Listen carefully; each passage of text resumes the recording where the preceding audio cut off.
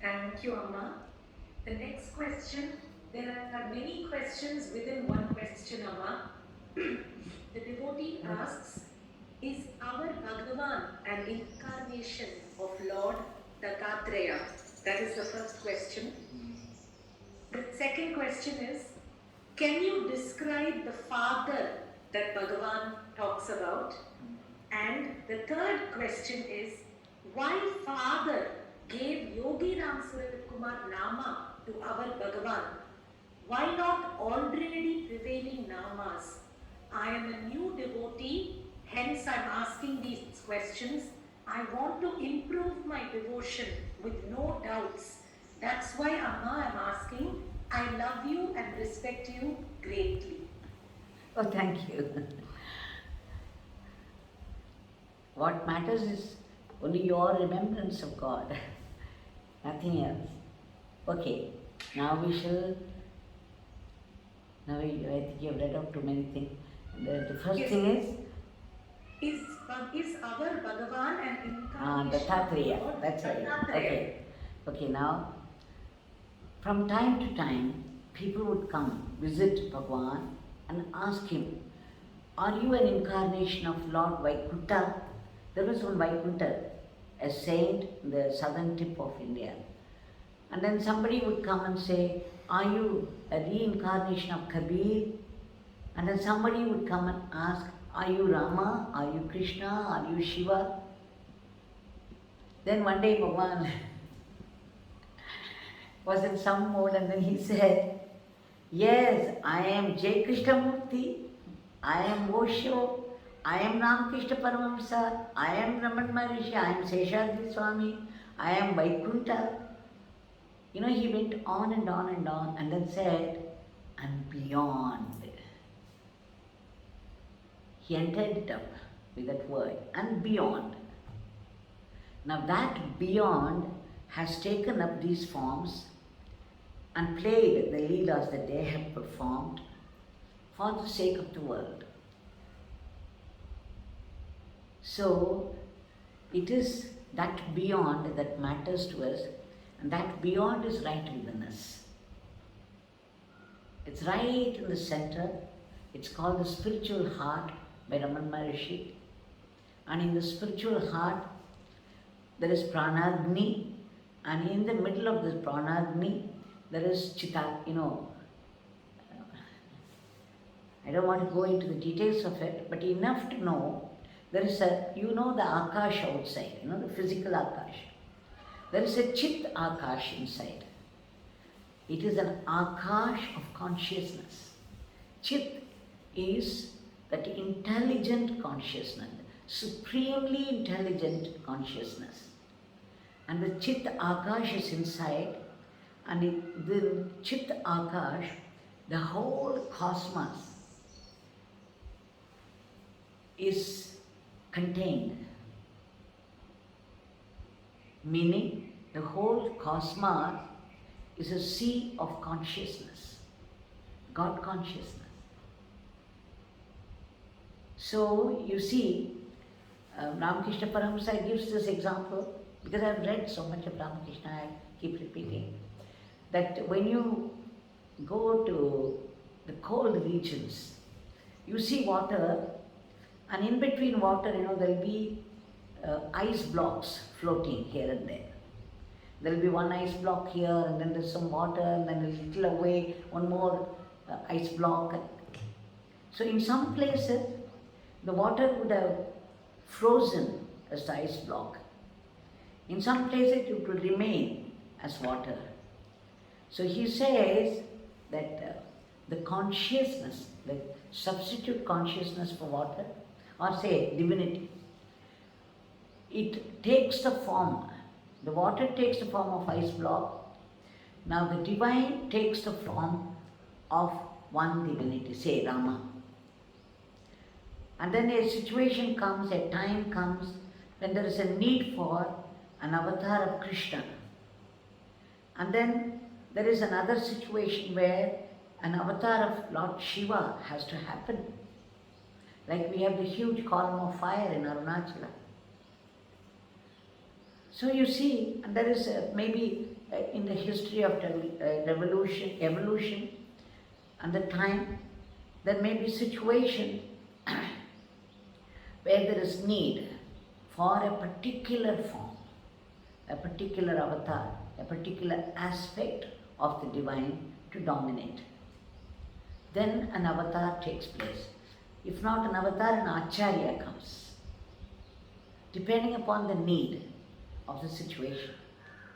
So just like the water here and there freezes to become ice blocks, the divine consciousness, depending upon the need of a situation, depending upon the need of the time, it would manifest as a certain divinity. So at one time it was the Dattatreya, at one time it was Rama, at one time it was Krishna, or if not the avatars, it is J. Krishnamurthy, Osho, Ramkrishna Parmahamsa, Ramana Maharishi, Seshadri, Swami, and then numerous Mahatmas. Because there is a need. In a certain place at a certain time, there is a need for a certain form of divinity. So either an avatar or an acharya. So it is the one divine that serves all these purposes for the sake of the human beings. Why?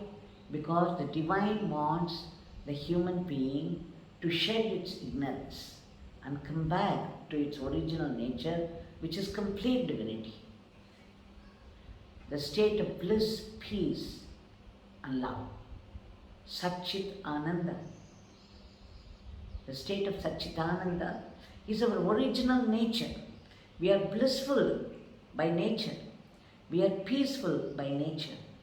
We are complete love, that divine love. Now all the three are expressing themselves through our body, through our mind, in different situations. But it's mixed with Maya.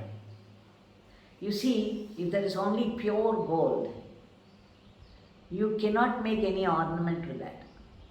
You have to mix a little copper with that. Then you can have bangles, necklaces, and then the studs and all that.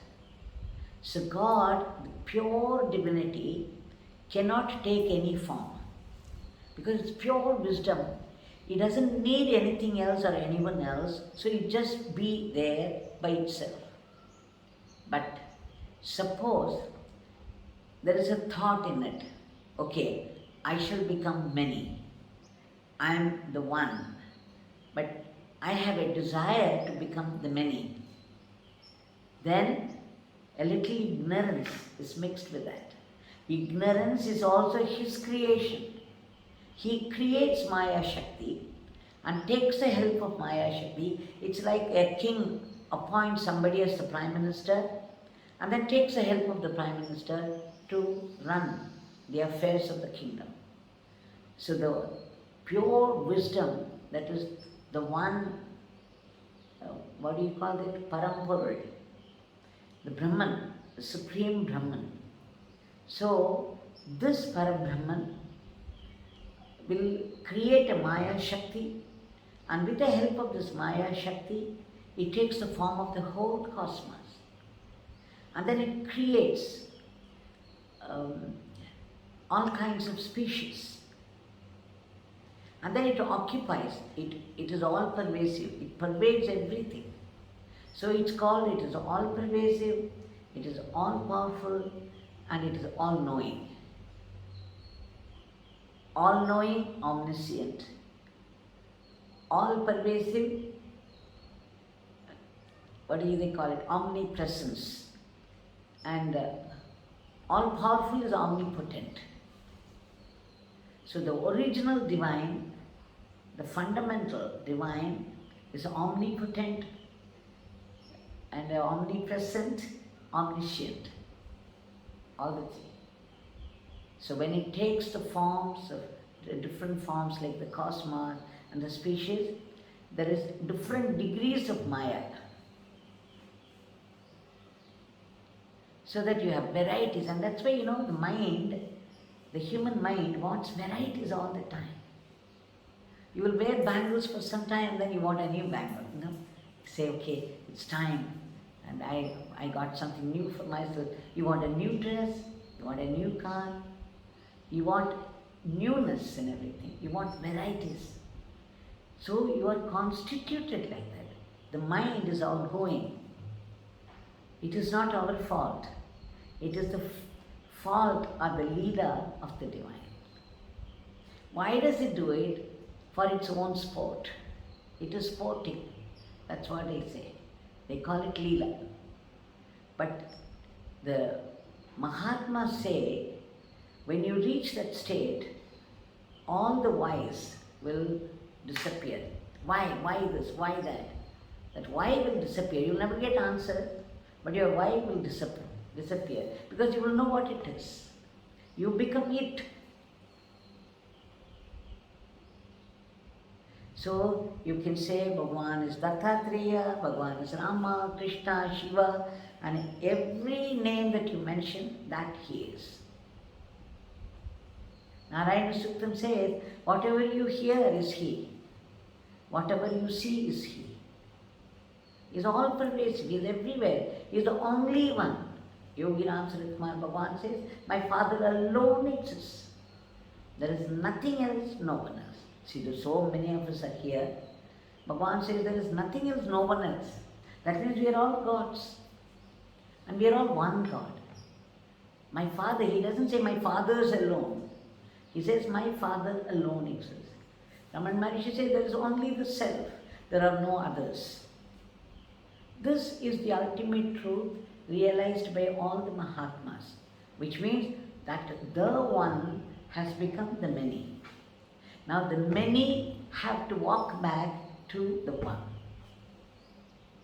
So the whole creation, the leader of creation, sustenance and destruction is to go back from the many to the one. The one has played its leela. The one has multiplied and become the many. Now it is up to the many to return to the one. And that is why we have all these paths, all these religions. And in the name of religion we fight. We create more divisions. So you see, Yogi Ramsuratkumar is one and all.